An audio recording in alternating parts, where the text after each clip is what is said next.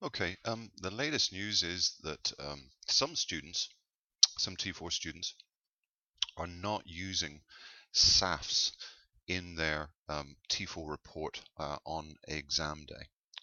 That could be for a number of reasons, but what I can tell you is this. As a T4 marker, I've marked a lot of scripts, particularly this year. As a T4 marker, I would expect to see a SAF within your T4 report on the day. And I would expect that your SEMA marker will also expect to see one. There will be an issue, possibly more than one, um, that we can use a SAF with. Now, the reason that I've decided to do this particular webcast is that students aren't using SAFs, and I'm wondering whether or not some students are avoiding using a SAF. I'll tell you what I mean by that is, you know, we've got a series of issues within the T4 report.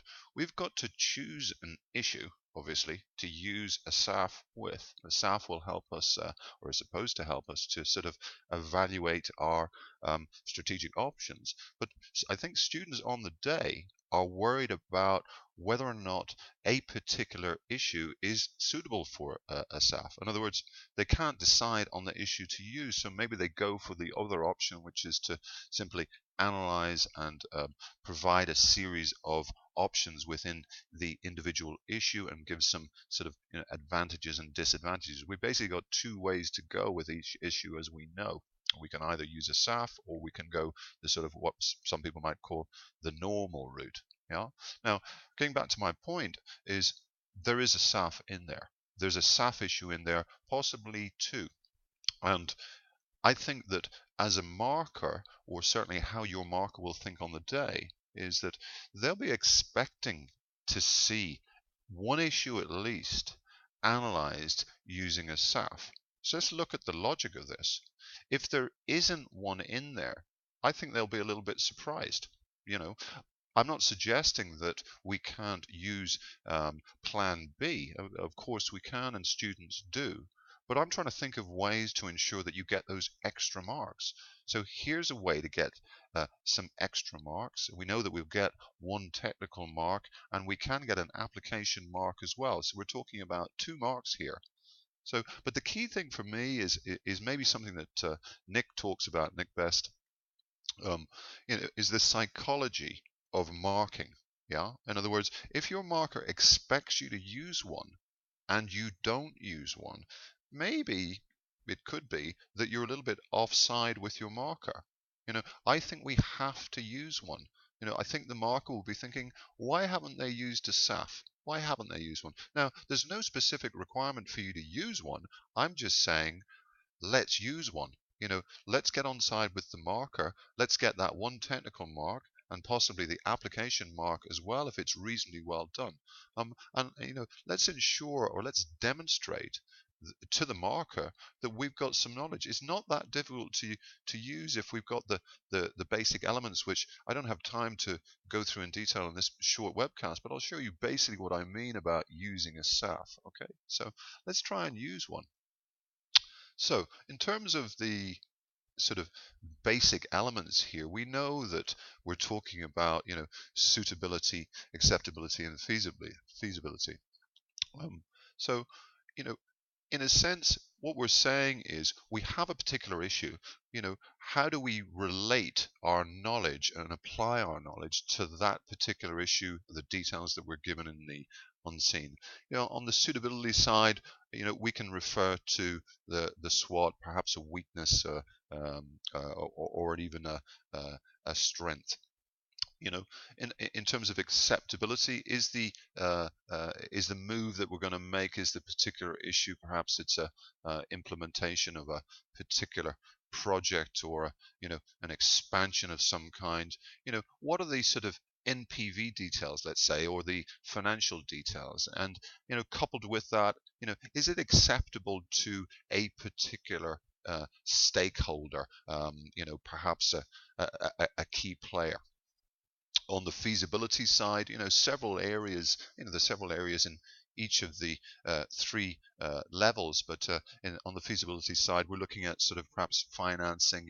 Can we finance it? Is it feasible for us to do this in a technical sense, or perhaps even relate this to the skills that we have? Do we have the skills to do it? Or indeed perhaps culture in some way. What are the cultural aspects? So let's revise this particular area of our studies. You will have dealt with that with it at the strategic level, of course. And let's revise the areas to make sure we know the nuts and bolts, okay? But let's try and make sure, obviously, that we apply it to the particular issue well. We've got to choose an issue of some kind, so let's choose one and get on with it. It may well not be perfect, but there's definitely one there. There's an issue there that you can use it with, possibly two. Okay, so just one thing to bear in mind, we're talking about the detailed analysis section here. Let's just say you found the issue, you're going to use it. Let's make sure we have that sort of single sentence in there before we go into the detail of the three areas. This is one I just cut and pasted from one of our mock exams, where we're introducing the use of the SAF itself. So this one, it was an implementation of some particular project, and let's not forget to give the marker that sort of intro line. Looks quite professional, and it's a nice touch for the marker. Okay. Now, in terms of your tactics, this is the key point for me. We can get the technical knowledge from just a quick revision of our past studies, but let's walk into the exam assuming that you're definitely going to use a SAF. Let's not assume that you're not going to use it, or that you can skirt around it. Let's assume that you will. Let's not assume that you won't. Okay? There's an issue in there, at least one, if not two. Let's assume that you will. Okay? Now you'll be saying, okay, well that's sort of easy for you to say. We've got to do it on the day. I agree with you. So how are you going to get better at choosing the issue? Well, key thing is doing mock exams, okay? Not just doing them, but also reviewing them carefully. In other words, reviewing your script against the model script. Now, let's be clear exactly what I mean there. You'll do some mock exams, perhaps the first one, the second one, or even the third one, and they'll be tricky. You may not score well. You may not pass the mock exam. That doesn't really matter, because as we know, we learn from our mistakes. Okay, so that review stage of the mock exam, where you're looking at your script compared to the model answer, let's find out exactly why the mock exam writer used a SAF. Let's be clear. Let's have quality time, not just on the exam itself, but on the review. Okay, so he used a SAF with this issue. Why did he or she choose that particular issue? Let's get that clear in our mind. The more times that we repeat that process, the better we're going to get at picking up the particular issue on the day of the T4 exam. So, and I'm sure you're sick of hearing it, practice does make perfect. But what concerns me about this particular area, and this is only one area, obviously, of the report, is that because students are not doing the review of their mock exam results or the mock exam paper against the model carefully enough, they're not getting better at choosing the SAF issues. Okay, so when it comes to the day, maybe they're avoiding using a SAF. Okay, so that's a key point. Last point is, back yourself. Back yourself to choose the issue that's relevant for a SAF style analysis. Back yourself. You're at this level, and you've got the skills to pass. So do think to yourself, well, I've done a lot of work, I've done a lot of mock exams. I can choose the issue. I can choose the issue, and I can set out, that intro paragraph in each of the three sections. Just one final point on the details of the report as well. So you're in the exam, you're doing it. Just be careful about your timings. Obviously, timing is a big problem for the T4 exam. Just be careful that you don't have an excellent suitability section, a fairly good acceptability section, and one line for feasibility.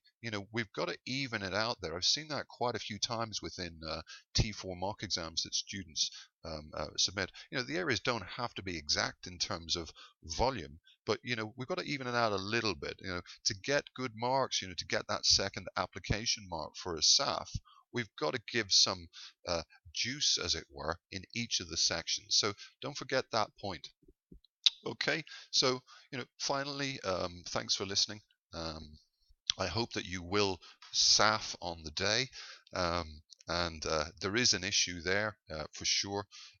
Good luck in your T4 exam, and good luck for your results as well.